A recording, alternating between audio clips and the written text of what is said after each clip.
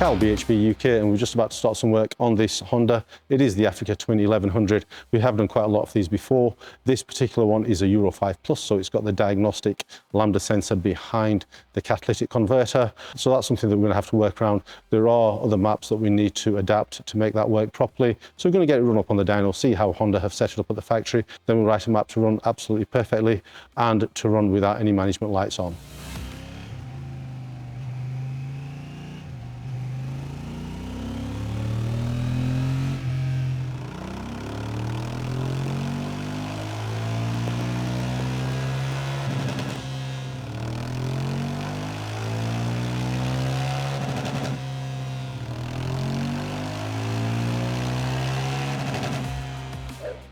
So what were we able to do with the Honda Africa Twin, the Euro 5 Plus bike?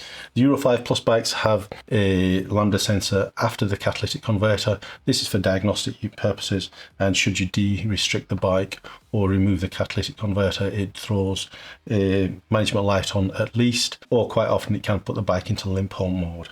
At wide open throttle, we go up from 92 brake horsepower to 95. You can see from the plot here that above 6,000 RPM, the bike carries on producing power instead of pulling away. We have also increased the RPM limit ever so slightly, just gives you a little bit more throttle rollover. The other gain that we've been able to do is to add a little bit of pre-acceleration enrichment feel to the bike. So even when you're really low down, even at 3,000 RPM, and you crack the throttle wide open, you no longer should get that massive throttle latency and the bogging down of power that you generally feel on the Euro 5 Plus bikes. That enrichment is actually visible on the fueling plots. The biggest gains always come at middle to lower throttle openings, and you can see here at 50% we get a much smoother power delivery.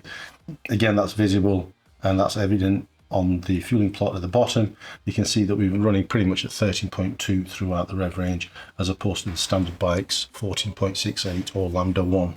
At 25%, the improvements are even better. The bike in standard format is running at Lambda 1 throughout the rev range.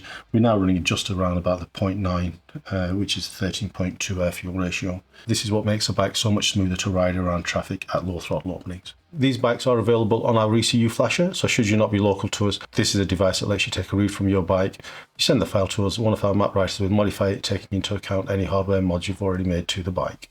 We really do hope you're enjoying what we bring you to the channel. Please do hit the like, subscribe and the bell icon. It does keep you notified of any new projects and development that we've got in the pipeline.